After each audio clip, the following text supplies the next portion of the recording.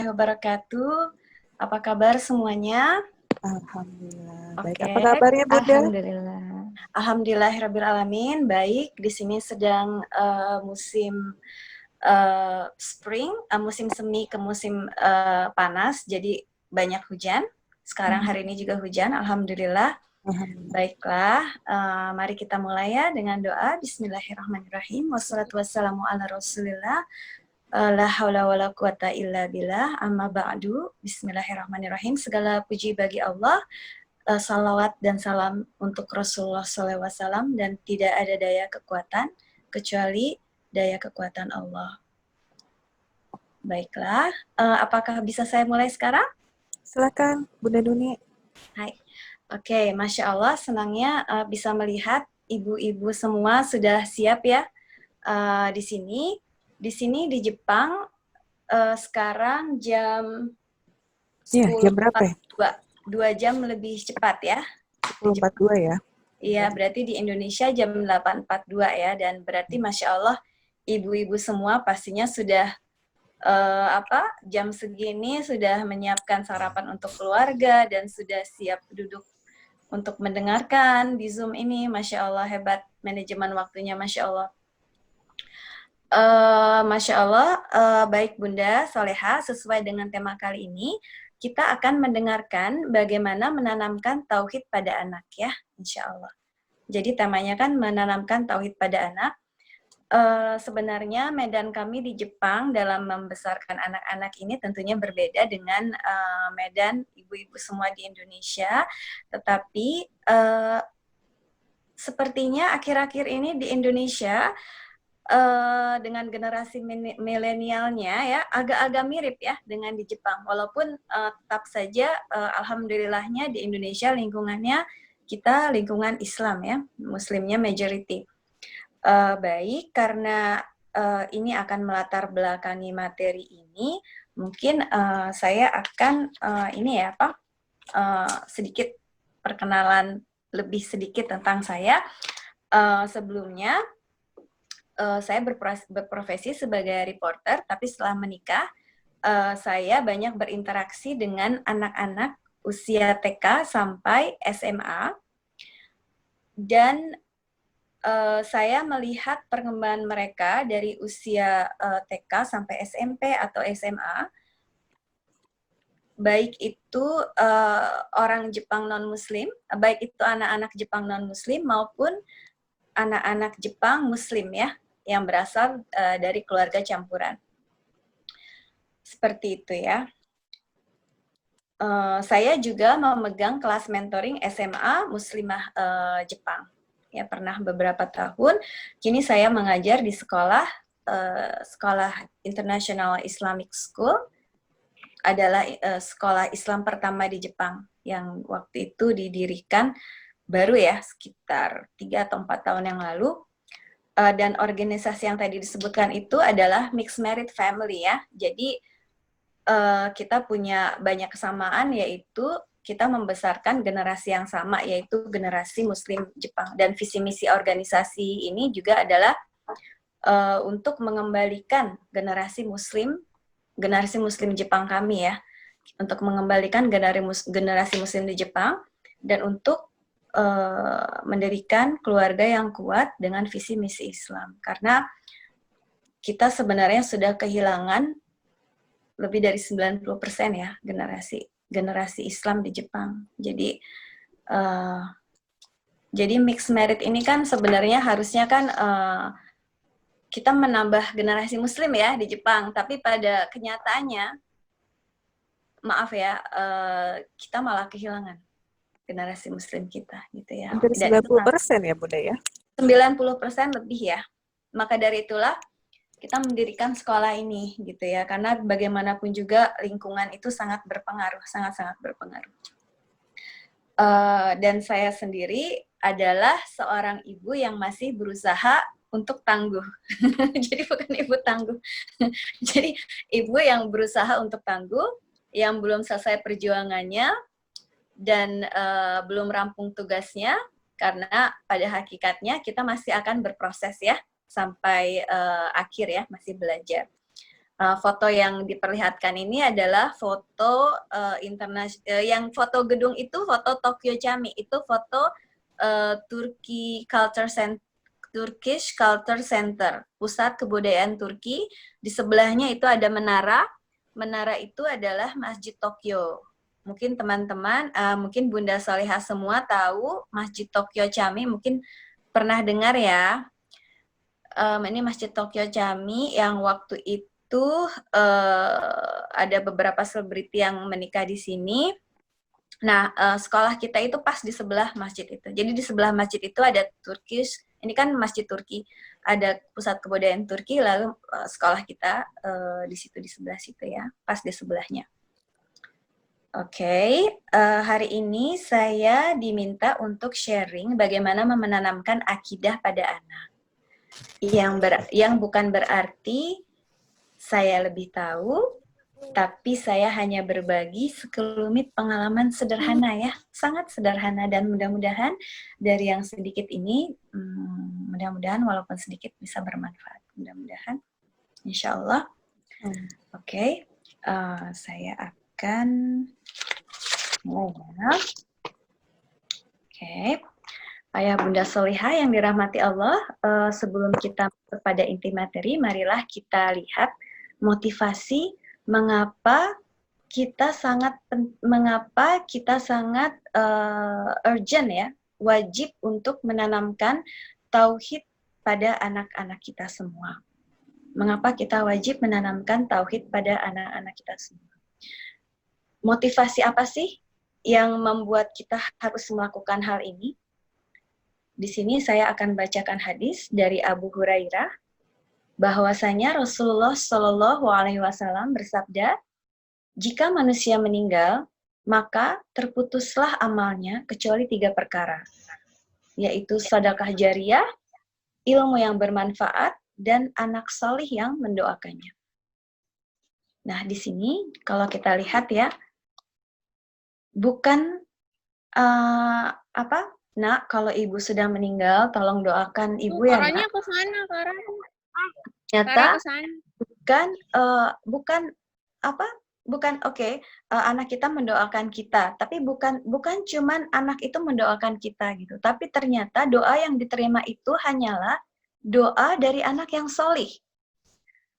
Jadi bukan sembarangan, Nak, kalau misalnya ibu meninggal jangan lupa doa untuk ibu. Oke, doa, tapi apakah keadaan anak kita itu nantinya akan solih sepeninggal kita?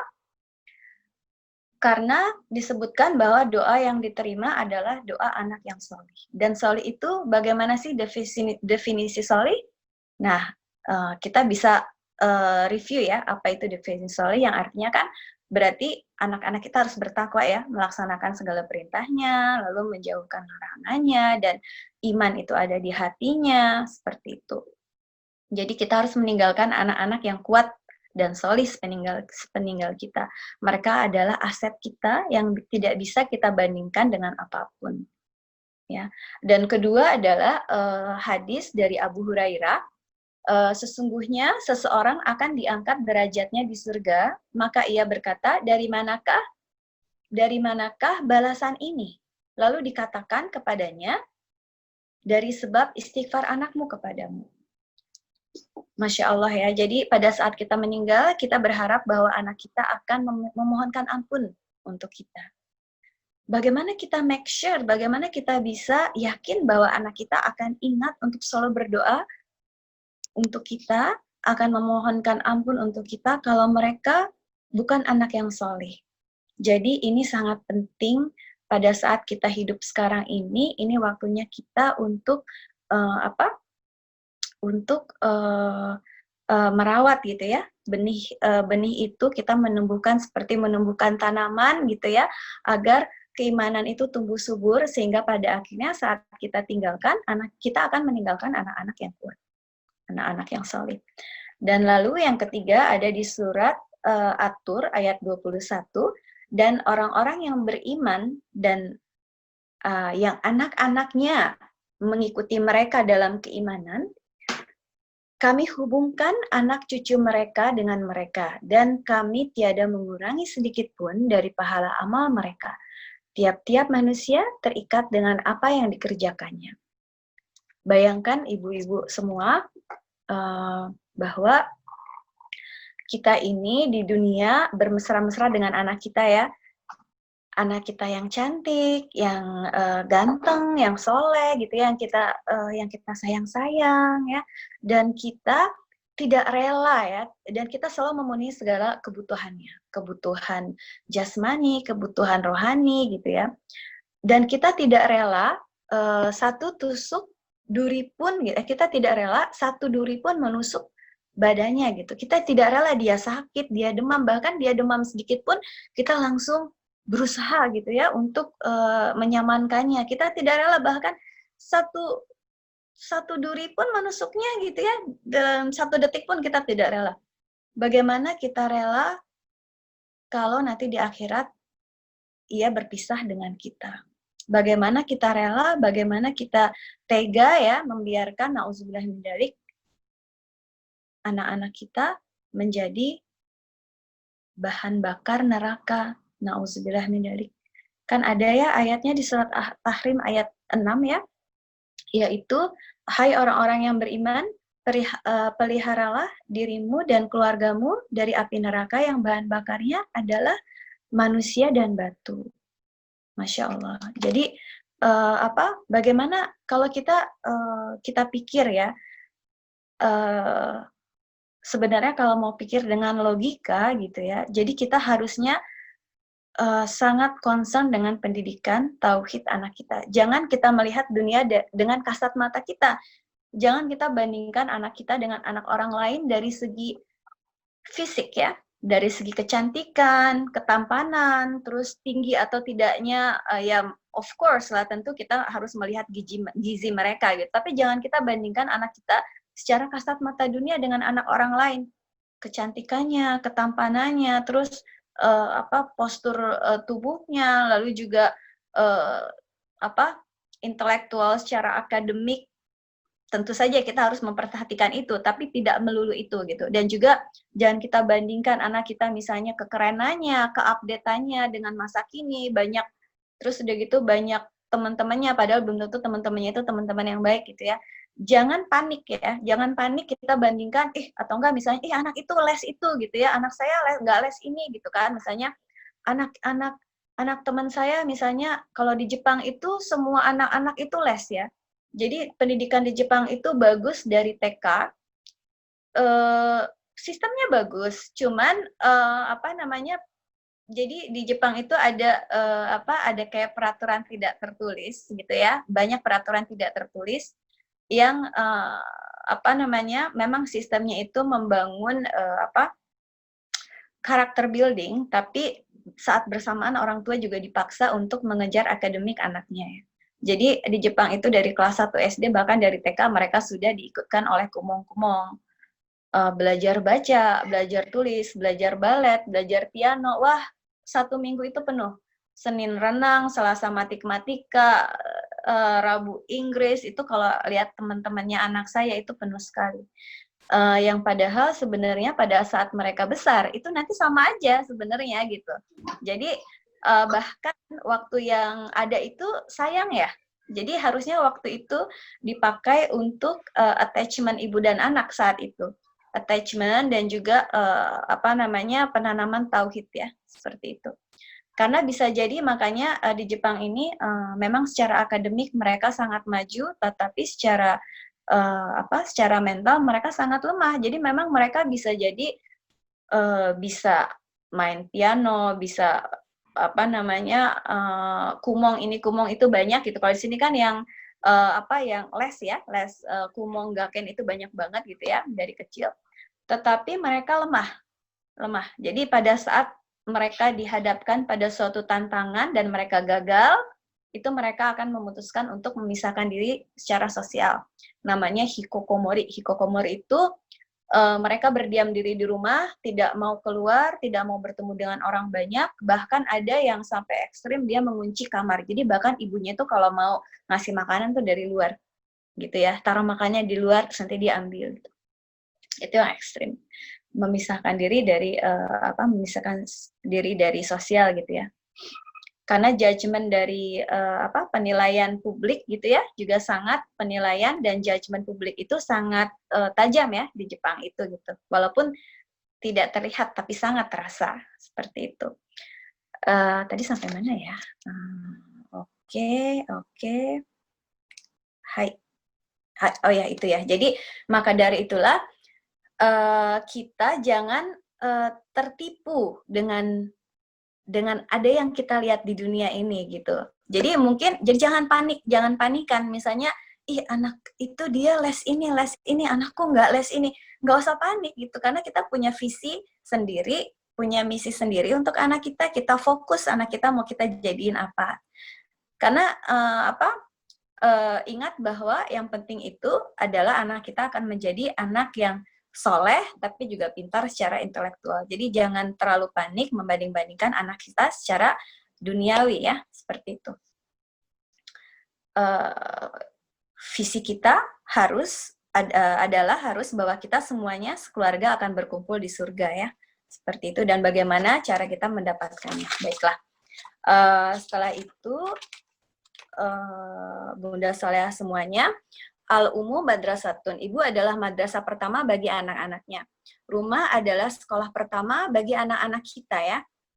Memang betul, sekolah yang kita pilih itu sangat penting ya untuk pendidikan anak-anak kita, lingkungan yang baik itu sangat-sangat penting. Tetapi penting juga adalah yang tidak kalah penting dan sangat penting adalah pendidikan dari rumah. Jadi pendidikan anak itu tetap tanggung jawab orang tuanya. Begitu banyak saya lihat yang di rumahnya itu pendidikan agamanya bagus, tapi dia ke sekolah yang lingkungannya kurang bagus gitu ya. Kalau ini saya berbicara dengan kondisi di Indonesia ya. Kalau misalnya di rumahnya bagus, di sekolahnya kurang bagus pendidikannya misalnya, tapi kalau di rumahnya sangat kuat gitu ya, dan attachment dengan orang tuanya sangat bagus, anaknya insya Allah bisa istiqomah ya. Tapi kalau di Jepang itu tidak. Jadi SMP itu walaupun pendidikan di rumah sangat bagus, sangat hebat agamanya, SMP kita kehilangan anak-anak kita. Itu yang terjadi 90% lebih dari generasi kita. Jadi orang tuanya sangat bagus mendidik di rumah, bawa ke masjid, tapi pada saat kelas 5 SD lah mereka masih oke. Kelas 6 SMP mereka udah lost, kita udah kehilangan mereka. Nanti pada saatnya itu biasanya SMA itu mereka udah bukan Islam gitu kan, udah makan makanan haram, bahkan udah malu ibunya ke sekolah pakai jilbab gitu kan ya ibunya. Jadi tantangannya begitu di Jepang ya. Tapi kalau di Indonesia mungkin kalau di rumahnya sangat bagus pendidikannya, sekolahnya mungkin kurang bagus, lingkungannya ada dua kemungkinan ya, yaitu bisa jadi anak itu istiqomah, bisa jadi tidak. Tapi makanya kita harus senantiasa ya berikhtiar untuk lingkungan yang bagus ya di luar. Dan juga ada juga yang begini, yang saya lihat banyak juga adalah di sekolah lingkungannya bagus, sekolahnya bagus ya, menanamkan tauhid dengan baik, tapi di rumahnya ibu bapaknya itu permisif gitu ya, semuanya dibebaskan di rumah. Jadi pendidikan itu tidak sinkron antara di rumah dan di sekolah. Kalau di sekolahnya bagus pendidikannya, tapi di rumah tidak bagus, itu biasanya sangat sulit ya, sangat-sangat sulit. Jadi pendidikan di rumah itu sangat penting. Dan yang paling bagus tentunya adalah kesinkronan antara pendidikan di rumah dan pendidikan di sekolah. Seperti itu ya. Nah, di dalam menanamkan tauhid ini, anak pertama harus meyakini bahwa Allah itu ada, dan kita harus menanamkan tauhid ya, yang kita kenalkan ada tauhid rububiyah, uluhiyah, dan asma wa sifat ya. Tauhid rububiyah itu kan kita anak-anak kita itu kita didik untuk mengetahui bahwa Allah itu adalah satu-satunya pencipta, pemberi rizki, yang menghidupkan dan mengatur. Kalau uluhiyah itu yang Allah satu-satunya berhak untuk disembah dan diibadahi. Asma wa sifat yaitu meyakini sifat-sifat Allah agar anak itu akan merasakan ya keagungan, menumbuhkan pengagungan kepada Allah. Kita tidak perlu meminta anak-anak kita untuk menghafal berbagai macam nama tauhid itu, tapi yang penting adalah pengamalannya dan pengaplikasikannya. Baiklah, saya akan mulai dari mungkin saya sharing aja ya sedikit ya.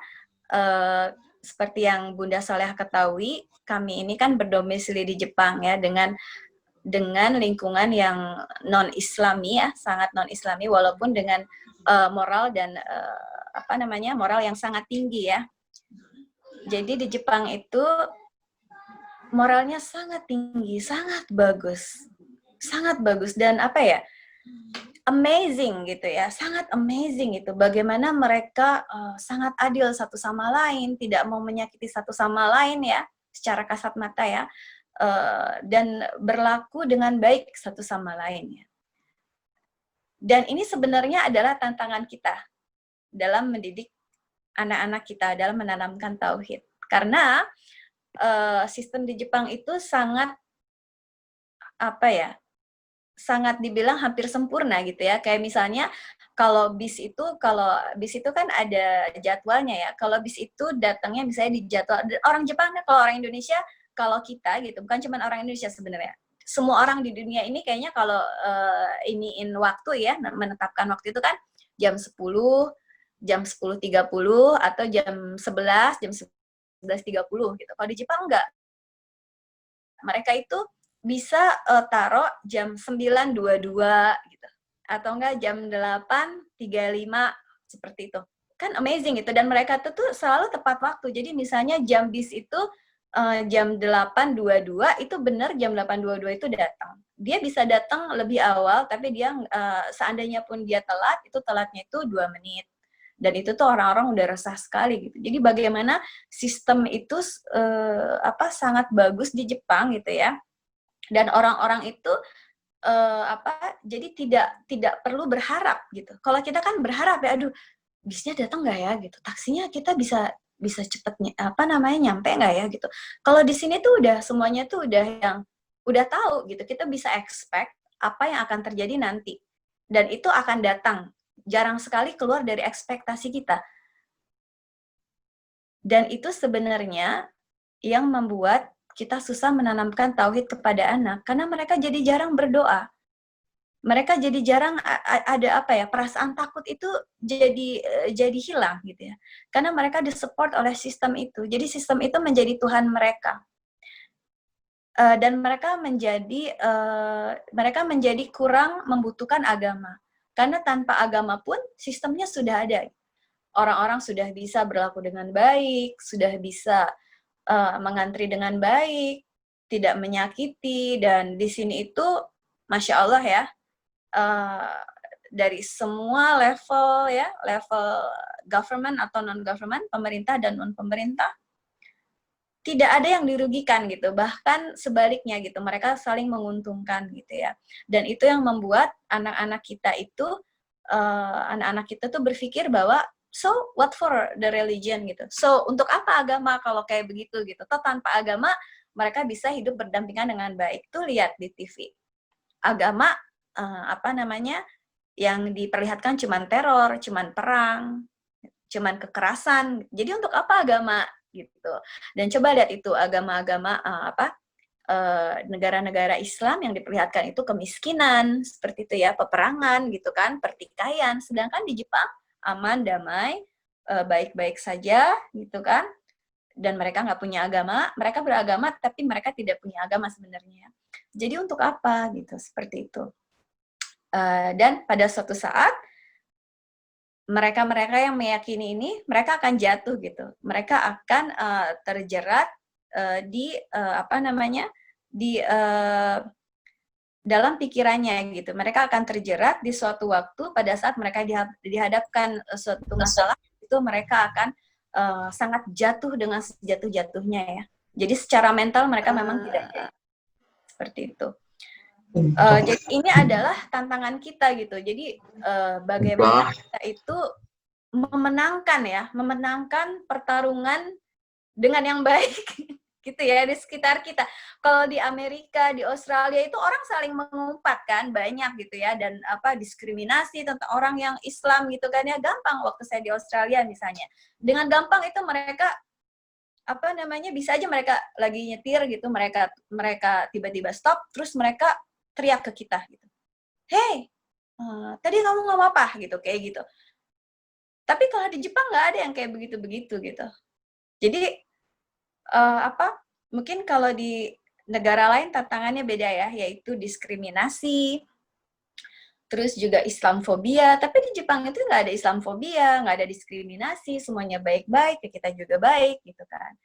Nah, jadi kita harus menang, dan di Jepang itu juga punya banyak hari-hari raya celebration yang banyak sekali. Yang celebration itu mereka punya banyak hadiah, gegap gempita seperti itu ya. Nah, ini adalah tantangan ibu-ibu, bagaimana ibu-ibu di Jepang gitu ya, bagaimana kita memenangkan hati anak kita over that celebration gitu. Jadi kita membuat Idul Adha, Idul Fitri itu dan Ramadan itu dengan semeriah-meriahnya gitu ya bagi anak-anak untuk memenangkan hati mereka. Tentu saja kita tidak membiarkan anak-anak kita untuk merayakan hari-hari besar mereka yang rata-rata kan di Jepang itu sangat mistik ya. Kalau kita lihat Jepang itu sangat modern ya negaranya, tapi mereka itu, nah itu dia yang uniknya ya, modern mix tradition gitu ya. Jadi mereka itu modern banget, tapi mereka itu mystical banget. Kayak misalnya dulu suamiku waktu masih waktu baru-baru mualaf gitu ya, baru masuk Islam, itu saya kaget gitu ya. Jadi baru habis melayat temannya yang meninggal, beliau sebelum masuk rumah kan mencet bel gitu, saya di dalam rumah. Terus beliau nggak langsung masuk gitu. Saya tanya, oke, kemana? Iya silahkan masuk. Dia bilang, nih. Beliau memberi saya garam di dalam di dalam kertas gitu ya, packing dari kertas kecil. Ternyata setiap orang yang melayat dapat garam. Setiap orang yang datang ke upacara pemakaman, mereka dapat satu bungkus garam yang dibungkus dengan kertas yang bagus gitu ya. Terus dia bilang, tolong taburin garam ini ke saya sebelum saya masuk rumah gitu. Kan bingung ya. Terus kenapa gitu ya? Iya, itu supaya supaya kita tidak tertular meninggal itu tadi gitu. Jadi supaya kita tuh nggak ikut meninggal gitu. Terus saya ketawa gitu. Enggak, saya akan pakai ini untuk masak di dapur gitu kan.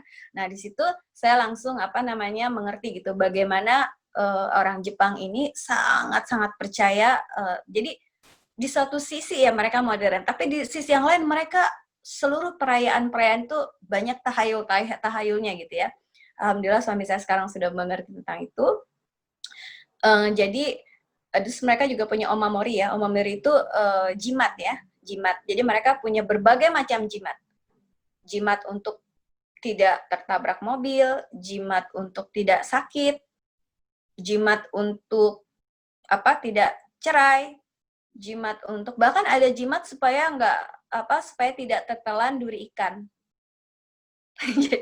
jadi sebegitunya gitu. Dan bagaimana anak-anak kita ini mereka itu datangnya itu secara budaya ya, jadi bukan secara agama ya. Jadi tahayul itu tuh nggak secara agama, bukan karena mereka beragama, maksudnya. Jadi anak kita itu walaupun kita tidak ikut agama mereka, tapi itu sudah menjadi budaya keseharian yang itu sangat sulit kalau mereka ke sekolah Jepang itu mereka tidak akan lepas dari itu. Seperti itu ya. Itu tantangan kita di Jepang. Nah, saya akan sharing bagaimana menanamkan tauhid pada anak yang sekali lagi sharing saya ini sangat sangat sederhana ya. Tidak ada yang spesial sebenarnya. Mungkin Bunda Soleha juga semua sudah melaksanakannya dan sudah tahu, tapi mudah-mudahan ini mudah-mudahan memberikan manfaat walau sedikit ya. Oke, yang pertama adalah untuk anak usia TK atau di bawah TK gitu ya. Mereka mari ekspos mereka dengan murotal Al-Qur'an. Karena itu yang bisa kita lakukan ya untuk anak-anak yang sebelum TK atau TK, kita biasakan mereka mendengar Al-Qur'an daripada lagu-lagu ya. Bukan saya anti lagu-lagu juga enggak gitu ya, cuman jangan sampai anak kita itu lebih banyak mendengar lagu-lagu daripada Al-Qur'an. Jadi mereka harus bandingannya itu kalau bisa 90% banding 10% lah gitu, 80% banding 20%. Jadi terus gitu ya, murotal Al-Quran gitu ya. Apalagi sebelum tidur, karena anak-anak itu waktu tidur itu sebenarnya 15 menit setelah tidur itu sebenarnya masih mendengar ya, mendengar dan akhirnya mereka akan bisa hafal. Kalau boleh saya saran, kalau bagi anak-anak yang mau menghafal Al-Quran, bisa bikin playlist, misalnya di YouTube, misalnya mereka lagi menghafalkan surat Al-Humazah, jadi dibikin playlist yang terus surat Al-Humazah gitu ya. Jadi sebelum tidur itu, pas mereka tidur, disetel, jadi surat Al-Humazah itu terus berulang-ulang gitu ya. Akhirnya mereka hafal. Biasanya anak-anak ini, mungkin anak-anak berbeda-beda ya, ada yang mereka lebih kuat secara visual, ada yang mereka kuat secara pendengaran gitu ya, tapi kalau kebetulan kalau anak saya lebih kuat pendengaran ya. Nah, kalau misalnya anak yang kuat pendengaran itu, mereka bisa hafal 2 hari, bisa hafal misalnya surat Al-Humazah, atau misalnya bahkan surat yang panjang, misal Al-Musallat, cuman mendengar misalnya ya, 4 hari atau 1 minggu mereka bisa dengar, asal kita menyaring pendengaran mereka ya, kita dengarkan surat-surat. Karena mohon maaf ya, karena kalau misalnya kita lebih banyak mendengarkan lagu-lagu, itu akan sulit untuk anak kita untuk menghafalkan Al-Quran gitu ya. Kalau ingin secara pendengaran aja ya, itu sih sebenarnya pengalaman yang saya dapat ya. Dan yang kedua adalah doa ya. Kita membiasakan anak itu berdoa sebelum makan. Ini sebenarnya kita lagi menanamkan tauhid uluhiyah. Jadi kita membiasakan anak-anak itu selalu beribadah kepada Allah. Doa sebelum makan, sesudah makan, masuk toilet. Walaupun anak kita yang masih belum TK misalnya belum bisa, tidak apa-apa, kita tidak perlu memaksanya ya, tapi kita saja yang membacakannya, kita yang berdoa dengan keras, dan mereka akan mendengar, mereka akan melihat ibunya terbiasa membaca doa sebelum ke toilet, terus keluar toilet kita membaca doa, keluar rumah kita membaca doa. Nah, itu kita harus biasakan, karena di umur-umur TK, umur-umur anak kecil gini kan penjelasan itu kan susah ya. Jadi kita dengan pembiasaan gitu, seperti itu ya. Dan lalu setelah itu kita banyak mengajarkan kalimat thayyibah, kalimat yang baik. Kalimat yang baik seperti misalnya Masya Allah, daripada kita bilang wow gitu ya, kita bilang Masya Allah, lihat-lihat itu Masya Allah bagus banget ya gitu. Atau enggak Masya Allah itu bagus banget, atau enggak kita melihat pelangi yang indah, kita biasakan untuk melihat Masya Allah, lalu juga Allahu Akbar, Astagfirullah, dan waktu kita berkata Astagfirullah, jangan pada saat, nah ini dia ya, pada saat kita mengatakan Astagfirullah, jangan sampai Astagfirullah, terus kita marah pada anak kita gitu. Astagfirullahalazim itu kan artinya kita minta ampun kepada Allah. Jadi anak kita tuh harus tahu ini artinya apa gitu. Pada saat kita marah kepada anak kita, dan kita saking marahnya dan kita tidak ingin marah, kita meminta pertolongan kepada Allah gitu ya, kita minta ampun kepada Allah, kita bilang astagfirullahaladzim, tapi sudah, kita stop gitu. Jangan meneruskan marah kita kepada anak kita. Jadi anak itu tahu benar-benar arti astagfirullahaladzim gitu ya, dan bisa mengaplikasikannya dalam perkataan-perkataan mereka. Dan juga alhamdulillah, dan juga kita memberi salam, assalamualaikum bagi anak-anak gitu ya. Kita biasakan mengucapkan salam, dan alhamdulillah ini kita harus selalu biasakan.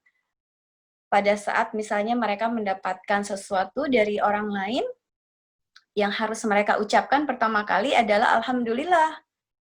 Oke, jangan lupa bilang alhamdulillah ya, karena ini dari Allah. Alhamdulillah.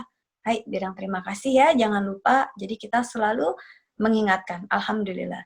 Jadi pas dapat sesuatu dari orang lain, lalu langsung bilang alhamdulillah. Setelah itu bilang terima kasih. Pada prakteknya agak susah ya, karena mereka bingung juga. Cuman terus kita sebenarnya yang mau kita ajarkan ini kan bukan mereka akhirnya bisa alhamdulillah, terima kasih, tidak. Sebenarnya kita ajarkan itu konsep. Kita mau anak itu mengerti konsepnya bahwa ini, barang ini tuh bukan dari tante itu, dari Allah gitu, melalui tante itu. Jadi bilang alhamdulillah dulu gitu kan, seperti itu. Jangan lupa bilang terima kasih. Awal-awal prakteknya memang susah sih, terima kasih, dia jadi bingung gitu. Cuman kita bukan lagi mengajarkan, sekali lagi mengajarkan mereka bisa yang alhamdulillah terima kasih, enggak. Kita lagi mengajarkan konsep sebenarnya kepada anak-anak, konsep tauhid tadi. Dan lalu untuk anak-anak kita juga ajarkan nasyid ya, nasyid.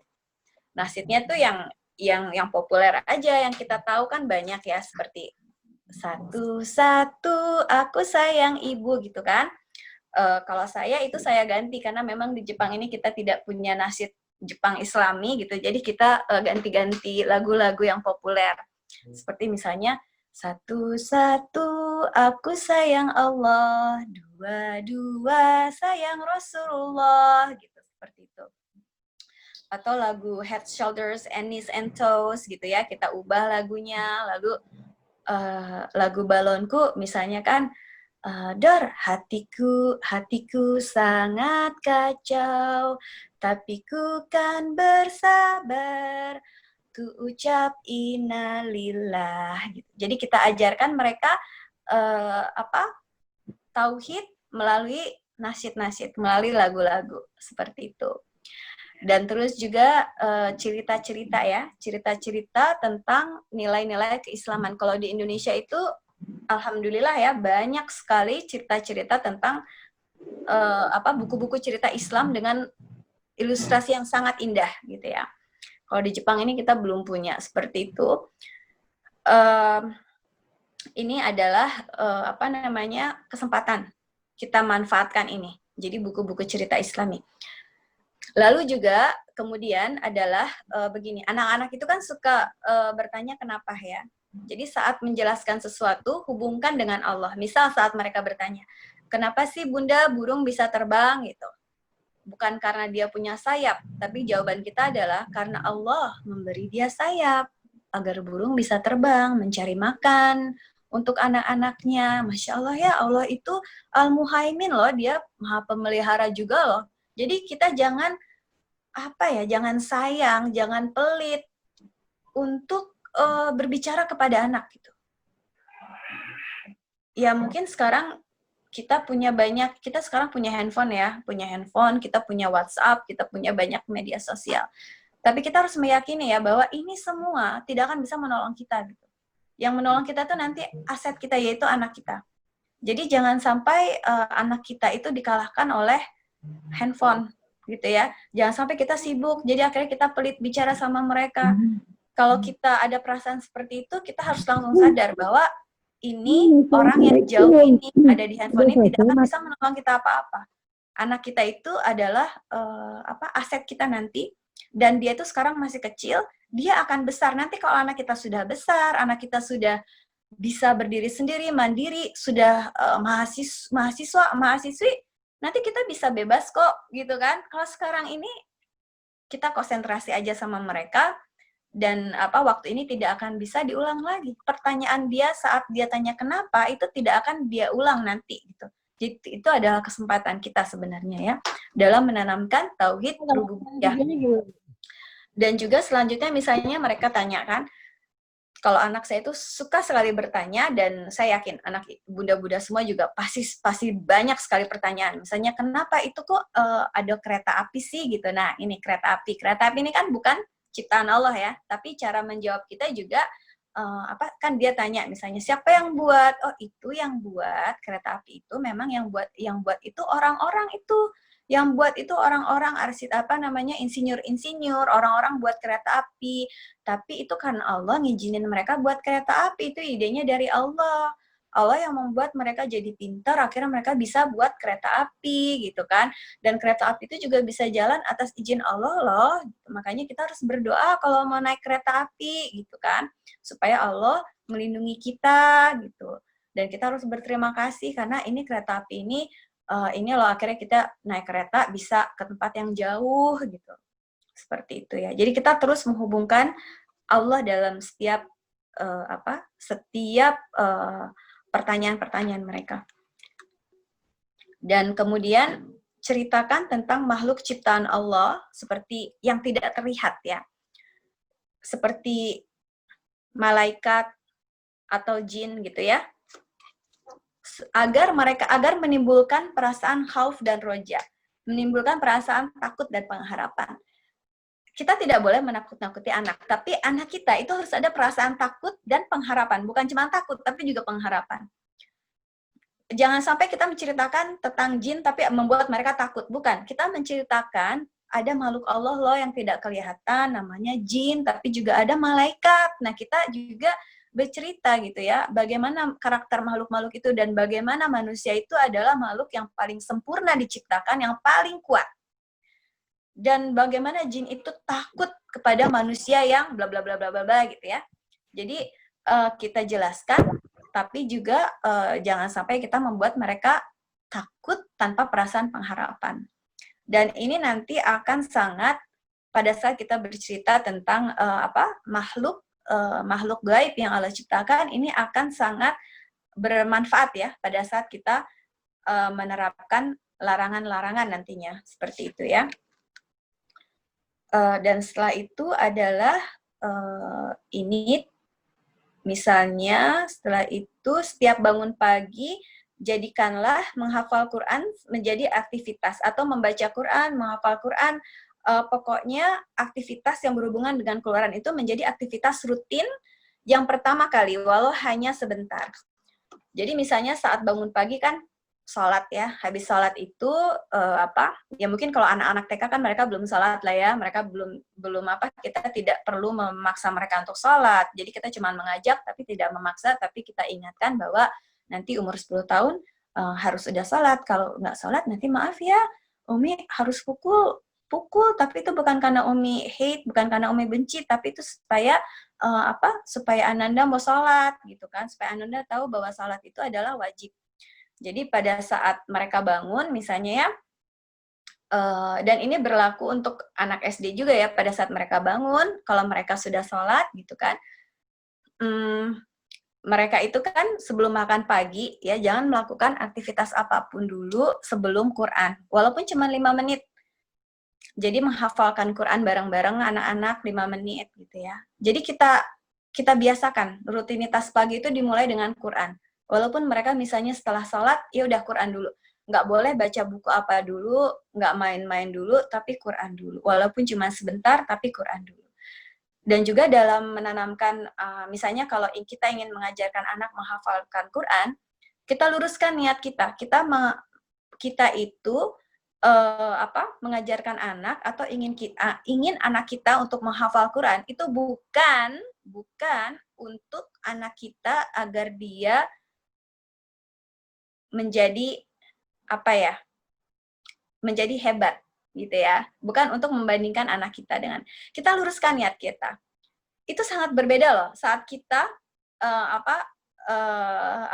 saat kita niat kita itu belok ya, yang akhirnya nanti kita akan menyombongkan diri, nauzubillah min dzalik ya, bahwa anak kita sudah hafal surat ini, berapa juz. Ini of course saya bukan berarti tidak boleh ya, itu sangat bagus untuk memacu yang lainnya, tapi yang penting itu luruskan niat gitu ya. Pada saat kita mengatakan itu, apa niat kita? Jangan sampai kita itu merusak proses gini, jangan sampai kita merusak anak kita sendiri dengan niat kita itu gitu. Jadi kita ingin menjadikan dia hafiz atau hafizah itu karena apa? Apakah karena kita pengen dia menempatkan hafiz di depan namanya? Apakah kita pengen menempatkan hafizah di depan namanya? Atau karena kita ingin dia menjadi anak yang soleh, yang Allah nanti senang padanya gitu ya. Itu harus kita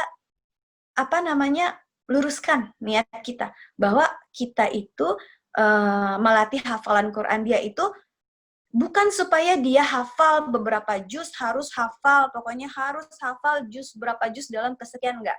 Ya, bagus, kita memang harus ada target. Saya juga ada target ya. Jadi saya juga punya target untuk anak saya. Kayak misalnya dia nggak hafal-hafal tuh satu surat, udah lama stuck di satu surat itu, lalu saya bilang, akhir minggu ini kamu harus hafal. Ada target. Tapi sebenarnya itu bukanlah tujuan utama kita. Sebenarnya tujuan utama kita adalah proses dalam menghafal itu.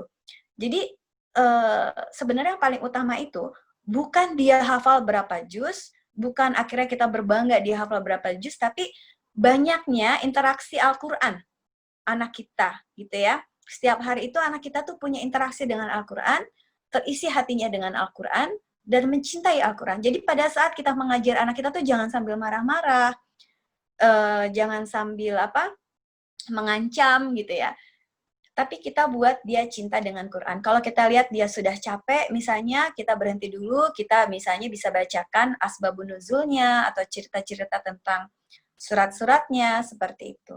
Jadi tujuan kita itu anak kita menghafal Al-Quran itu tujuannya adalah agar anak kita bisa menjaga Al-Quran. Karena dengan menghafal itu kan anak-anak kita berarti penjaga Al-Quran ya. Jadi anak kita itu yang menjaga Al-Quran, salah satu penjaga Al-Quran, dan mudah-mudahan mempunyai akhlak Quran, dan yang paling penting adalah mereka itu banyak berinteraksi dengan Quran. Itu menjadi suatu rutinitas, kebiasaan, dan mencintai Al-Quran. Itu yang utama. Jadi itu kita harus luruskan ya. Jadi jangan panik ya, jangan panik kalau anak kita masih di surat itu, anak orang lain udah banyak hafalannya, terus padahal kok setiap hari sih gitu kan, tapi kok nggak hafal-hafal ya, karena anak-anak itu tuh juga punya ability yang berbeda gitu ya. Mungkin anak kita susah menghafal, tapi mungkin anaknya dia lebih masuk konsep-konsep. Mungkin dia susah menghafal dengan cepat, tapi mungkin dia sangat cepat untuk mengerti suatu konsep. Gitu ya. Jadi kita jangan menuntut mereka sesuatu yang mereka tidak bisa gitu ya. Tapi kita bisa gali dengan yang lain. Oke, kalau dia nggak hafal-hafal, setiap hari dia baca Quran, surat yang sama, nggak hafal-hafal, nggak apa-apa. Karena tujuan kita itu agar dia berinteraksi dengan Quran dan cinta dengan Quran. Lalu kita jelaskan arti surat itu, terus juga apa cerita di balik surat itu dan hikmah di balik surat itu. Seperti itu. Dan kemudian lagi adalah saat anak minta sesuatu, suruh mereka berdoa kepada Allah. Jadi kita harus memberikan penjelasan kepada anak bahwa bukan Umi, bukan Abi yang memberi, itu Allah yang memberi. Jadi minta dulu sama Allah. Mudah-mudahan Allah kasih. Kalau Allah nggak kasih, ya mungkin itu Allah akan mengasih yang lebih baik daripada itu. Atau mungkin itu nggak bagus sayang mainannya. Mungkin kalau kita beli itu, ternyata nanti mainannya cepat rusak. Pokoknya kita terus sisipkan bahwa Allah gitu ya. Jadi Allah yang akan memberi. Lalu adalah kita juga pada anak-anak yang kecil gitu ya, anak-anak yang belum balik ini, kita harus senantiasa mengenalkan bahwa Allah itu sayang sekali dengan anak-anak. Semua anak itu akan masuk surga. Tapi Umi, kalau nggak sholat gimana? Iya, anak itu kan belum wajib sholat, jadi tetap akan masuk surga. Gitu. Jadi kita terus memberikan penjelasan bahwa Allah itu sayang sekali pada mereka. Lalu mereka juga akan bertanya, kalau misalnya anak itu melakukan keburukan, terus bagaimana Umi? Ya itu berarti itu nanti kita jelaskan bahwa anak itu tidak mendapat dosa itu kedua orang tuanya, makanya mereka harus melakukan hal yang baik gitu ya. Kita tanamkan bahwa semua anak akan masuk surga dan Allah itu ingin orang tua itu untuk baik kepada anaknya. Allah itu sayang sekali sama anak-anak. Allah itu manjain anak-anak banget loh gitu. Allah itu nggak suka kalau orang tua itu nggak baik ke anaknya gitu. Jadi kalau kita marah kan kadang-kadang misalnya kita capek gitu ya, terus kita nggak sengaja marah sama anak kita langsung minta maaf. Sebenarnya pada saat itu kita mengajarkan kepada anak konsekuensi ya sebenarnya gitu ya pada saat itu. Konsekuensi dan konsistensi gitu ya. Jadi kita mengajarkan bahwa Allah itu, nak maaf ya, tadi mama marah, sebenarnya mama itu lagi capek, tapi mama jadi kesel, jadi marah gitu. Maaf ya, maaf, Allah nggak suka loh kayak gitu tadi ke anaknya. Maaf ya, jangan ikut-ikut yang tadi itu nggak baik gitu. Atau nggak anak kita melakukan kesalahan, tapi kita marahnya overreacted gitu. Anak kita misalnya melakukan hal yang buruk. Lalu kita harusnya marahnya segini, tapi kita marahnya banyak gitu. Kita bilang sama mereka bahwa tadi itu sebenarnya kamu salah loh, tapi mama itu kayaknya marahnya terlalu banyak marahnya gitu. Jadi maaf ya, gitu. Tapi kamu juga salah gitu kan. Terus dia juga harus minta maaf sama kita minta maaf sama mereka gitu, seperti itu. Untuk menanamkan menanamkan bahwa Allah itu sayang ke mereka. Kalau itu sudah terpatri kepada mereka bahwa Allah sayang anak-anak, gitu ya. Allah sangat sayang saya. Ini akan membantu mereka untuk memahami konsep berbakti pada orang tua, dan nanti anak akan menerima konsekuensi dari perilakunya di usia selanjutnya, yaitu remaja. Jadi nanti di saat remaja, pada saat kita larang atau pada saat mereka menemukan larangan-larangan Allah, itu mereka tahu gitu bahwa Allah itu melarang karena sayang pada mereka. Begitu. Jadi kita harus tanamkan bahwa Allah itu sangat sayang pada mereka. Jadi mereka nanti akan meyakini bahwa larangan-larangan itu dibuat tidak lain hanyalah untuk melindungi mereka. Dan pada saat remaja nih ya, saat mereka minta sesuatu misalnya ya, yang mungkin mereka minta sesuatu yang tidak baik dan kita enggan untuk memberinya, kita bisa bilang gitu ya, jangan langsung bilang nggak boleh, itu kan nggak baik gitu. Karena anak remaja itu mereka nggak bisa dibilangin seperti itu. Anak remaja sekarang itu kita bisa bilang bahwa emang itu boleh ya gitu, kayak begitu. Iya, tapi aku pengen misalnya tiket konser misalnya. Ya deh, coba deh kamu berdoa sama Allah. Kalau itu baik, mudah-mudahan Allah kasih. Kalau itu nggak baik untuk kamu, Allah nggak akan kasih. Cara berdoanya gini, ya Allah, saya pengen ke konser dong. Saya pengen tiket konser ini gitu kan. Kalau itu baik untuk saya, tolong kasih. Kalau enggak, jangan. Kamu berdoanya kayak gitu. Biasanya anak saya kalau disuruh berdoa kayak gini, dia berdoanya kayak gitu. Kalau misalnya dia bilang nggak mau, kayaknya nggak mau taruh ini deh, kalau itu nggak baik nggak akan dikasih, aku nggak mau taruh kalimat itu. Oke, kalau kamu nggak mau taruh kalimat itu, berarti kamu tahu dong itu nggak baik kan. Kalau misalnya ada apa-apa gimana saat ke konser, nauzubillah min dzalik, misalnya tiba-tiba gedungnya kebakaran, emang kita mau meninggal saat terakhir kita ada di konser gimana? Itu akan membuat anak kita itu takut ya. Tapi juga kita suruh dia berdoa. Dia mengharap, oke, jadi kamu berdoa kalau itu yang terbaik, mudah-mudahan dikasih. Kalau enggak, ya Allah, jangan dikasih. Jadi kamu berdoanya selalu gini, ya Allah, aku minta ini kalau itu yang terbaik. Ya Allah, aku minta itu kalau itu yang terbaik untukku. Ya Allah, aku minta ini kalau itu yang terbaik. Jadi kita ajarkan anak-anak remaja kita atau anak-anak yang sudah agak besar gitu ya, yang kalau mereka minta sesuatu yang kurang baik, kita ajarkan untuk berdoa seperti itu gitu ya. Dan alhamdulillah kalau pengalaman saya selama ini, setiap anak saya meminta sesuatu yang tidak baik dan berdoa seperti itu selalu tidak dikasih. Alhamdulillah. Jadi pertama, image Bapak Ibu itu tidak akan kejam di depan anak-anak. Jadi kita itu sebenarnya akan mendapatkan apa yang kita mau, tapi dengan cara lain gitu, dengan strategi yang lain. Daripada kita bilang nggak boleh, itu kan haram. Nanti kamu kalau gini-gini, nanti anak itu mereka akan ada suatu perasaan rebel ya kepada orang tuanya gitu. Ini nggak boleh, itu nggak boleh.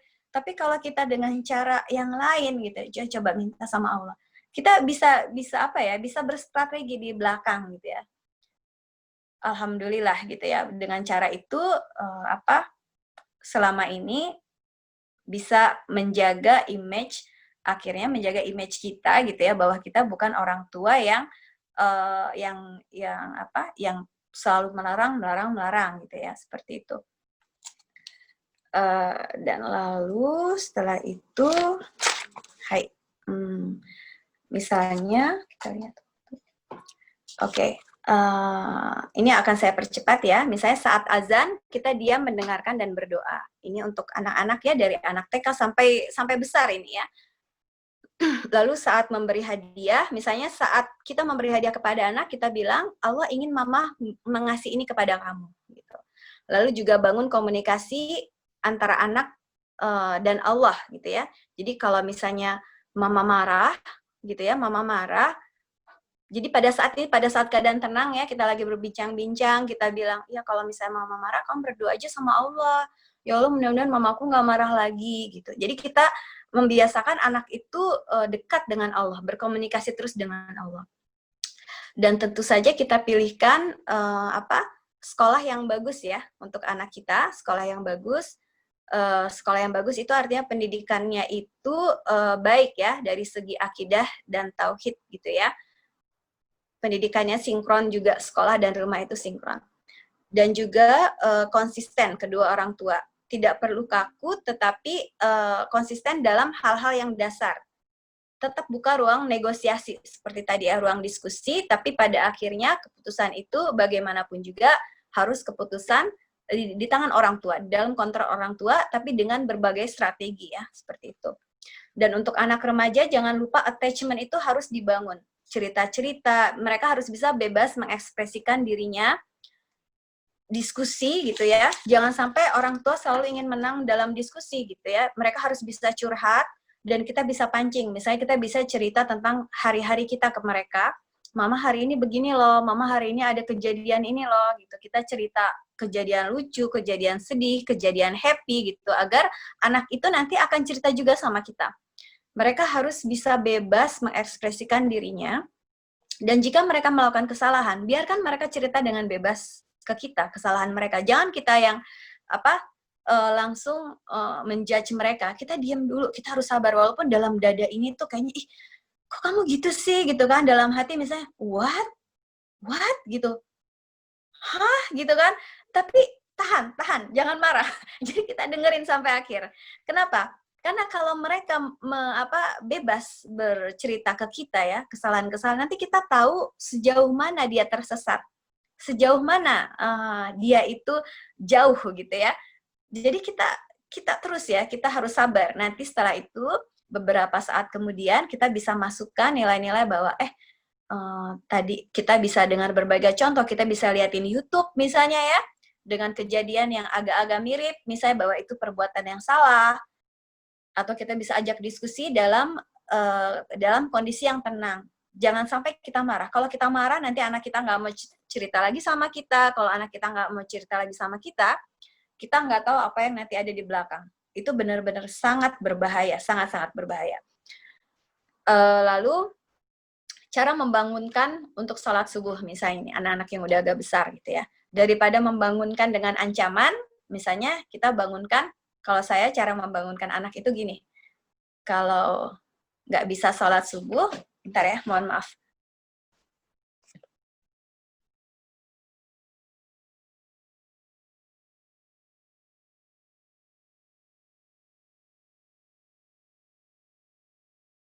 Misalnya pada saat kita membangunkan sholat subuh,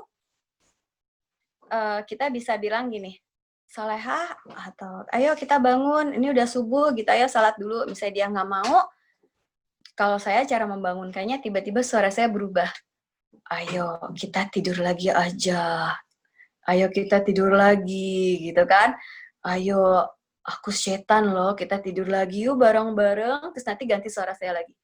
Ayo sayang kita bangun yuk, kita sholat subuh, jangan dengerin setan ya. Udah kita tidur lagi aja, yuk saya peluk yuk, aku peluk. Itu nanti biasanya anak itu pasti bangun, langsung yang bangun. Seperti itu ya. Jadi nggak perlu sambil marah-marah, tapi bisa sambil ya begitu, main-main gitu, main-main serius ya, main-main tapi serius sebenarnya. Lalu setelah itu gini ya, jadi walaupun anak kita sudah remaja pun, jangan biarkan mereka pegang buku cerita, buku pelajaran sebelum pegang Quran. Oke, kamu mau belajar, mau ujian? Iya, mau ujian. Oke, udah Quran belum? Belum. Oke, Quran dulu. Tapi Umi, aku mau besok mau ujian. Ya udah Quran dulu aja. Tapi gimana kalau ya nggak apa-apa, yang penting Quran dulu. Loh, yang penting mana sih Umi, Quran atau ujian Quran? Yang penting, kalau aku nggak lulus ujian, gara-gara Quran gimana? Ya nggak apa-apa, yang penting kamu bisa Quran.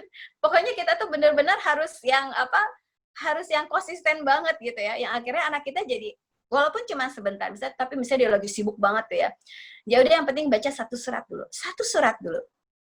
Umi, aku udah baca sepertiga Quran, baca surat Al-Ikhlas. Ayo baca lagi sayang, satu surat.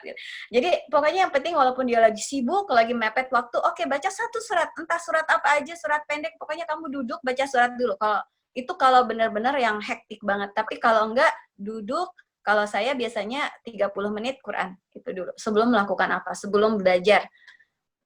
Mau nanti dia bisa ujian apa enggak, pokoknya yang penting Quran 30 menit dulu. Kalau biasanya seperti itu kalau di rumah saya. Setelah itu Iya.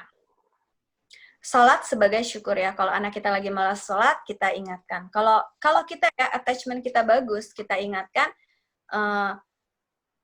ayo sholat gitu kan, aku males gitu. Nggak perlu marah-marah gitu. Kita tanya dulu gini, itu apa tadi dapat hadiah ya, atau nggak misalnya itu dapat mata dari Allah, dapat tangan dari Allah. Masa sholat 4 rakaat aja susah sih gitu. Nggak bilang gitu saya. Masa sholat 4 rakaat aja berat ya. Nanti biasanya mereka akan malu ya, akan malu dan akhirnya mereka akan sholat.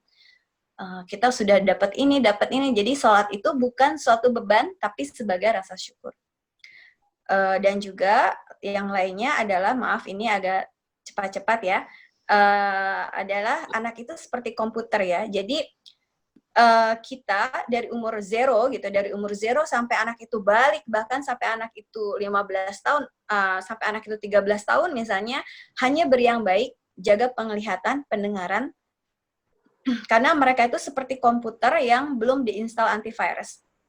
Kalau komputer sudah diinstal antivirus, ada virus apapun, mereka akan kuat. Jadi kita penginstalan seperti itu. Hai, nah itu sebenarnya cara-cara menanamkan tauhid pada anak. Tapi ada yang lebih penting. Yang lebih penting adalah begini ya, yang membuat semua itu tidak work out. Yang saya sebutkan semua itu bisa jadi tidak akan berhasil. Tidak akan mendapatkan hasil yang diharapkan.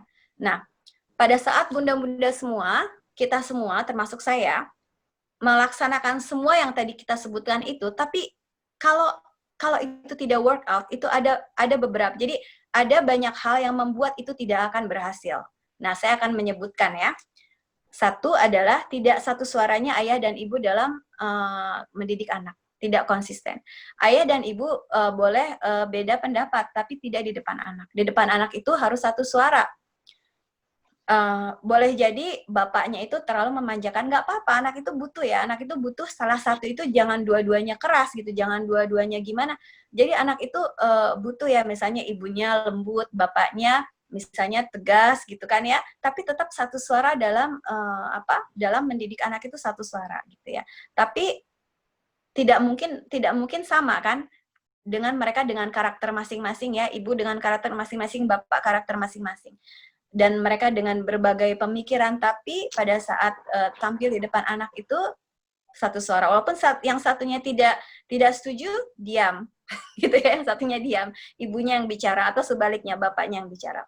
Yang kedua adalah yang membuat semua ini tidak berhasil adalah tidak terbatasnya akses gadget ya. Sekali lagi gadget dan gadget. Kalau mungkin di Jepang ini kan Jepang itu kan negerinya gadget ya, negeri teknologi. Tapi mungkin saya agak berbeda ya dalam membesarkan anak saya. Jadi anak saya itu baru punya smartphone, baru punya handphone smartphone gitu ya. Itu dia SMP kelas 2 terakhir, jadi kelas 3. Dan itu pun smartphone-nya nggak bisa dipakai untuk internet, cuma untuk calling gitu ya. Jadi kalau dia mau pakai untuk teman-temannya, untuk line atau untuk apa, itu dia pakai handphone saya, pakai akun saya gitu. Jadi akun kita tuh untuk berdua. Dan juga jadi dia tuh nggak pegang smartphone dari kecil, dan saya juga nggak punya juga gitu. Jadi saya juga membatasi itu sih ya. Saya tuh baru punya handphone itu juga handphone yang jadul yang bisa dibuka tutup. Pada saat semua punya smartphone, saya cuma punya yang dibuka tutup itu gitu kan. Saya baru punya smartphone itu pas anak saya itu kelas berapa ya? Kelas 5 SD kalau nggak salah. Dan anak saya juga tidak saya biarkan saya tidak meminjamkan smartphone saya ke anak saya ya. Jadi bisa dibilang anak saya itu bebas smartphone sampai SMP gitu. Dan mulai SMP itu baru saya pinjamkan, tapi itu juga punya saya dan 30 menit seperti itu. Dan juga teman-temannya itu semuanya punya gitu ya. Walaupun kalau saya lihat tidak separah di Indonesia ya, di Jepang itu anak yang punya smartphone itu mulai SMP ya. Yang bisa pegang smartphone itu SMP. SD itu mereka punya handphone yang cuma ada satu tombol, itu namanya Kodomo Ketai. Jadi dia cuma punya satu tombol. Satu tombol itu kalau dipencet, itu nanti langsung connect ke ibunya. atau punya 2 tombol, yang satu tombol ke ibunya, jadi udah di set kalau dia itu langsung nelpon ibunya, atau enggak yang satu nelpon bapaknya gitu. Jadi itu anak-anak Jepang. Mereka itu lebih ke game ya, mereka lebih ke games. Dan anak saya juga nggak punya games, jadi dia itu mulai main game itu yaitu SMP ya, SMP, dan itu juga di handphone saya. Tapi sekarang dia itu benar-benar punya handphone yang untuk internet itu kelas 3 SMP. Kelas 3 SMP. Dan dia aplikasi game itu ya 3 SMP dia baru punya. Tapi karena dia terbiasa dengan tidak punya handphone dan dia memang udah terbiasa, kita memang terbiasa lebih banyak cerita ya. Berdua itu kita lebih banyak ngobrol gitu kan. Dan cerita-cerita gitu kan. Jadi akhirnya pada saat dia punya smartphone, mohon maaf ini cuman share saja ya. Jadi pada saat dia punya smartphone sendiri, itu dia bisa kontrol gitu. Jadi pada saat saya bilang, Soleha kayaknya kelamaan deh, tuh dia langsung yang tahu gitu. Dan dia sendiri juga nggak suka dengan misalnya dia juga nggak suka dengan addicted apa itu ya? Ya dia nggak suka ya kecanduannya gitu. Dia tahu pada saat dia kecanduan itu, pada saat dia agak lama gitu dia langsung yang dia tahu gitu kalau dia tuh lagi kecanduan gitu. Jadi dia bisa kontrol gitu akhirnya. Jadi walaupun dia punya smartphone sekarang dan dia sudah SMA kelas 2, tapi dia tetap saya ingatkan gitu ya, saya ingatkan, dan akhirnya pun dia juga gampang diingatkan karena kita selalu diskusi tentang itu ya. Itu jadi kalau tidak terbatasnya akses gadget itu akan meruntuhkan semua proses pendidikan yang tadi kita sebutkan ya. Lalu adalah salah satu ketidakberhasilan juga adalah kurangnya attachment. Jadi orang tua itu hanya larangan tanpa pendekatan. Tidak menyiapkan telinga untuk mendengar.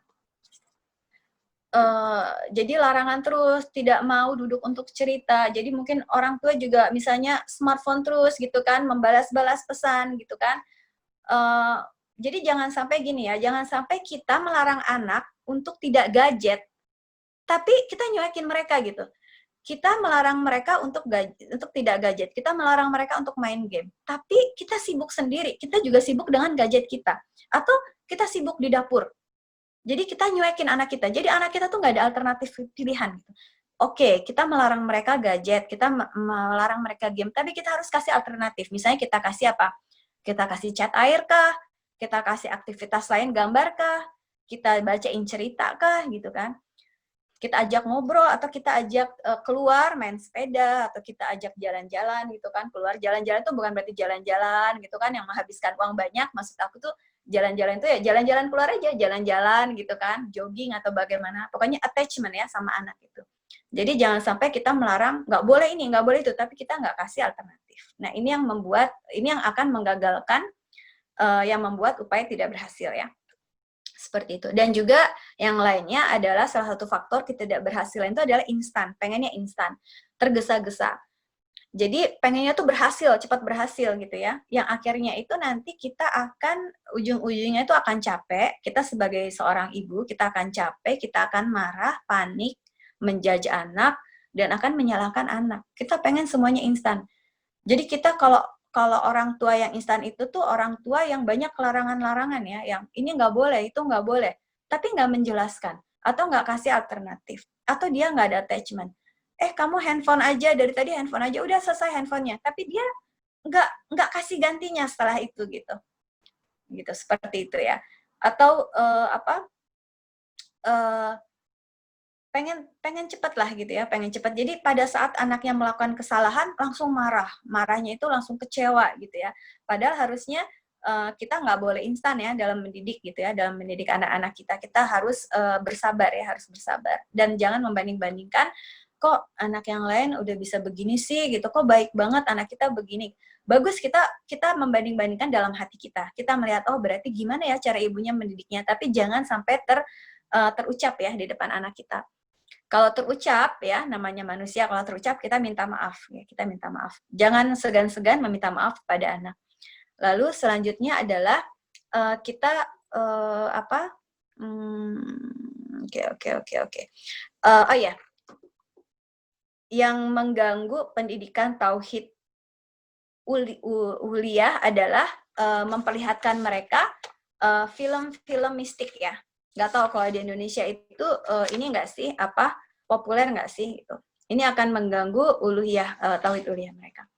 Film-film dukun, film-film serem kayak gitu ya. Ini sangat tidak baik ya untuk anak-anak. Sangat untuk kita pun tidak baik. Untuk kita aja tidak baik, apalagi untuk anak-anak. Hati-hati dengan mata. Bahaya visual itu kuat sekali, dan hati-hati juga dengan komik-komik Jepang ya. Bukan komik Doraemon, bukan komik yang seperti itu. Tapi komik yang misalnya tahu Purikura nggak ya? Di Indonesia ada Purikura nggak? Purikura itu seperti Sailor Moon ya. Jadi kalau misalnya anak-anak itu, komik-komik Jepang itu pinter ya, mereka itu sebenarnya gerbang pornografi. Bukan beda ya, bukan komik Doraemon, bukan. Kalau itu nggak apa-apa. Maksudnya komik seperti misalnya yang perempuan-perempuan pakai rok pendek ya, sekolah pakai rok pendek gitu kan. Yang cinta-cinta gitu ya, itu nanti dia akan mengarah ke pornografi. Kenapa? Itu sudah terbukti banyak sekali. Jadi itu tuh ada ininya, ada jenjangnya nanti, anime namanya. Jadi biasanya seiring usia, sense atau selera animenya itu akan berkembang ke arah komik, ke arah komik Jepang yang mulai love story-nya itu yang mulai parah-parah gitu ya. Dan apalagi kalau mereka punya akses internet, yang paling parah itu mereka nanti akan mencari komik Jepang di internet. Dan kalau mereka sudah mencari komik Jepang atau mereka suka gambar ya, misalnya mereka suka gambar anime, mereka pasti 100%, mungkin 99,9% pasti akan cari akses di internet untuk menggambar itu. Dan kalau mereka cari aksesnya di internet, akan keluar semua gambar anime-anime yang aneh-aneh itu. Dan akhirnya kalau di sini itu, dan bahkan di Indonesia yang saya lihat itu, terutama anak-anak perempuan, mungkin kaget ya, akan ada kecenderungan untuk suka melihat BL, boys love. Jadi mereka akan suka melihat laki-laki dengan laki-laki ya. Nauzubillah min dzalik. Jadi pertamanya komik Jepang, anime, terus sering usia itu nanti anime-anime yang pakai rok pendek itu tuh akan level up jadi anime-anime SMA yang usia dewasa gitu kan. Yang akhirnya nanti mereka kalau cari-cari di internet itu nanti akan keluar. Kalau anime itu yang populer itu laki-laki dengan laki-laki, jadi homoseksual itu sangat populer ya di anime, dan itu konsumennya itu justru perempuan-perempuan. Ada namanya fujoshi ya. Fujoshi itu perempuan-perempuan yang suka melihat anime-anime homoseksual. Dan ini hasilnya benar-benar sangat bahaya ya, karena nanti anak-anak ini mereka akan kecanduan. Anime itu bikin kecanduan. Dan itu sudah terbukti. Makanya di Jepang itu ada otaku ya, yang kecanduan anime. Dan kalau mereka kecanduan anime, mereka akan buka tadi website-website atau akses anime. Dan kalau klik anime, akses anime Jepang aja, itu tuh langsung keluar. Lesbi, homoseksual itu keluar. Dan perempuan itu banyak yang mengakses homoseksual itu, dan nanti akhirnya mereka yang tadinya jijik gitu ya, akhirnya mereka tidak jijik karena terbiasa. Yang akhirnya mereka yang tadinya tidak membenarkan LGBT, akhirnya mereka akan ignore ya, akan membiarkan. Sampai akhirnya mereka membenarkan, bahkan yang paling parah adalah senang melihat lelaki jadian sama lelaki ya. Nauzubillah min dzalik.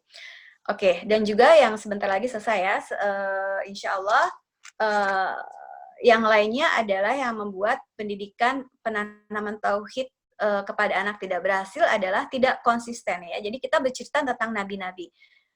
Tapi pada saat yang sama, cerita superhero itu lebih banyak. Cerita robot-robot superhero itu lebih banyak kita beri kepada anak daripada konten nabi-nabi itu sendiri gitu ya. Jadi pada saat yang bersamaan kita bercerita nabi ini, Islam begini-begini gitu. Tapi pada saat yang bersamaan kita kenalkan super-superhero bikinan manusia yang di TV-TV itu lebih banyak mendominasi pikiran mereka. Seperti itu. Atau juga misalnya kita menceritakan kemuliaan muslimah ya. Kemuliaan muslimah Aisyah, terus juga Fatimah Az-Zahra, kemuliaan muslimah dan lain-lain. Tapi dengan saat yang bersamaan kita expose mereka dengan princess Cinderella, Snow White. So what? What for?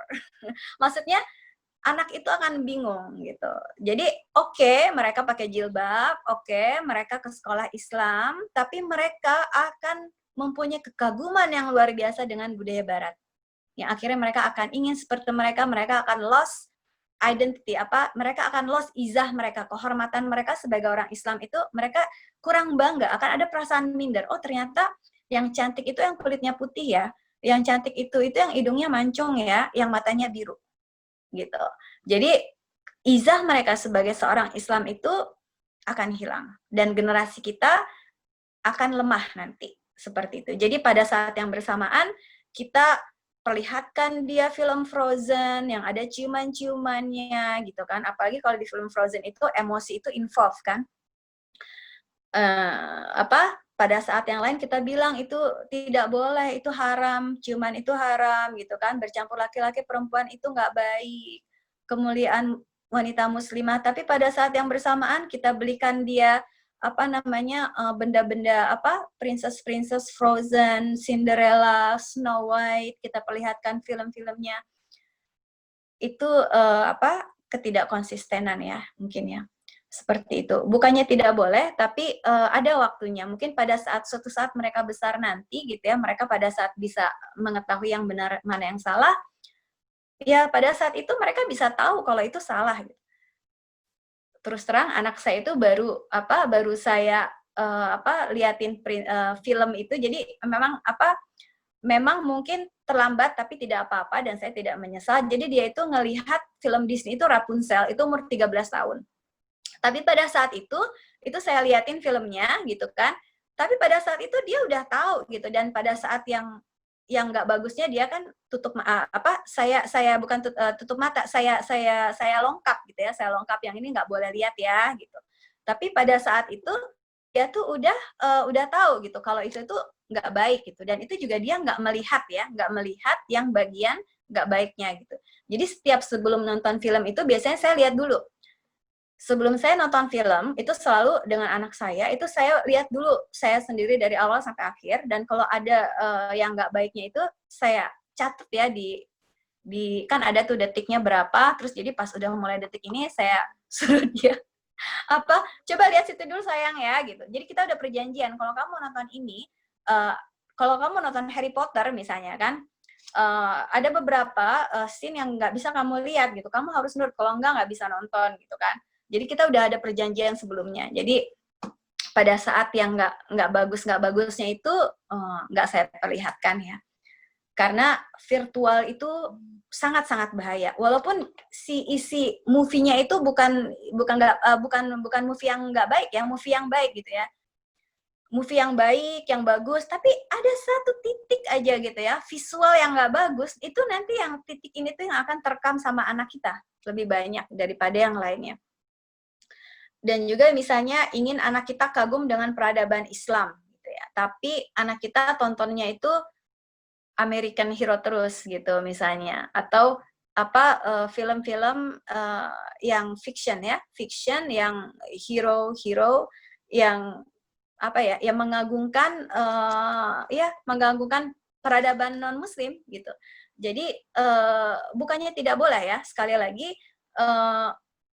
kalau menurut saya pribadi gitu ya, boleh-boleh saja, tapi itu bukan pada saat mereka belum punya antivirus gitu. Pada saat 0 sampai umur balik, bahkan setelah 13 tahun atau 12 tahun itu, jangan perlihatkan hal yang nggak baik sama mereka gitu. Karena mereka belum mengerti apa itu yang baik dan tidak baik. Jadi bukannya nggak boleh, boleh tapi nggak sekarang. Dan lagi pula pada saat dia menonton itu jangan sampai mereka itu terekspos virtual dengan yang nggak baik. Bahkan sampai sekarang pun saya masih sangat concern ya dengan movie yang ditonton dengan anak saya itu. Saya selalu cek dulu itu movie-nya apa, buku semuanya saya cek dulu karena virtual itu sangat-sangat bahaya gitu ya. Tapi juga kita tidak bisa terlalu kaku ya. Jadi pada saat mereka mulai remaja, kita mulai tuh longgarin gitu ya, lulur itu longgarin. Tapi kita harus make sure kalau mereka tuh memang sudah tahu mana yang benar, mana yang buruk ya, seperti itu. Tapi walaupun dilonggarkan bukan berarti mereka bebas ya melihat yang tidak baik, seperti itu. Seperti itu mungkin. Oke. Nah, yang paling terakhir adalah itu kan tadi hal-hal yang bisa membuat pendidikan penanaman tauhid tidak berhasil ya. Yang paling terakhir adalah yang paling penting sebagai seorang ibu ya, yang saya juga masih berproses dan saya juga masih berjuang untuk ini adalah kuduah. Kuduah itu adalah teladan. Kita harus menjadi teladan. Misalnya pada saat azan, ya udah kita berhenti, walaupun kita lagi di telepon, pada saat azan kita berhenti, maaf ya ini azan, nanti saya sambung lagi. Kita perlihatkan kepada anak. Jadi kita perlihatkan keteladanan. Kuduah atau teladan itu sangat-sangat penting. Ketidakberhasilan pendidikan Islam kepada anak itu biasanya karena keteladanan ini. Kita konsisten dengan yang kita omongkan. Jangan sampai kita ngelarang anak A, tapi kita melakukan A. Apalagi di depan anak ya. Dan yang kedua adalah bi'ah, lingkungan. Kita pilihkan lingkungan yang baik untuk anak, baik itu lingkungan sekolah maupun lingkungan rumah. Dan lalu adalah kedekatan kita kepada Allah. Kita selalu mengupgrade dan mengevaluasi amalan yaumian kita. Karena gini, kita itu akan menyampaikan qaulan sakila, perkataan yang berat kepada anak.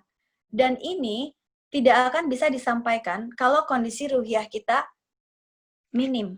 Allah tidak akan membantu kita. Gitu. Jadi hubungan kita sama Allah harus dekat.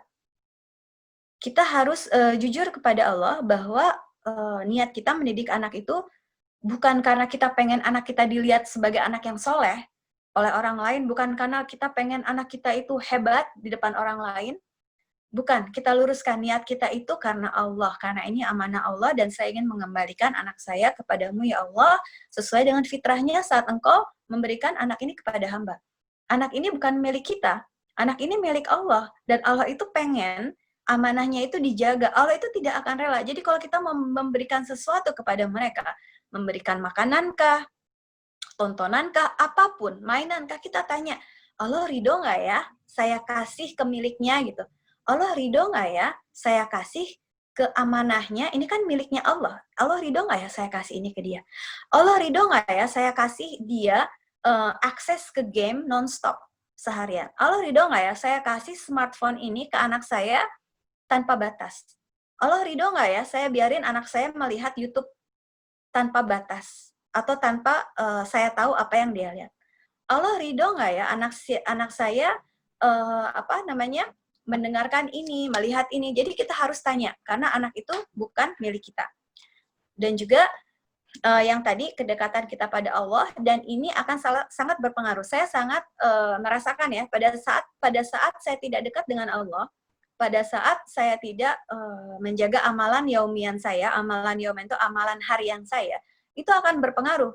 Anak itu tidak seakan-akan omongan kita itu seperti tong kosong nyaring bunyinya. Jadi kayaknya tuh nggak nyangkut di dia gitu. Tapi pada saat kita membangun kedekatan pada Allah, kita minta ya Allah, tolong supaya anak saya mendengar kata-kata saya, kita berdoa dan kita membangun kedekatan sama Allah, itu insya Allah anak kita akan mendengar ya apa yang kita nasihatkan.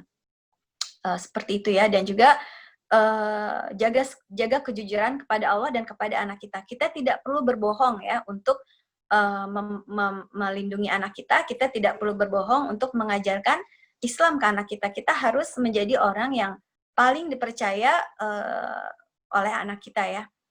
Seperti itu mungkin dari saya. Mohon maaf atas segala kekurangan yang sangat banyak. Saya kembalikan kepada moderator. Baik.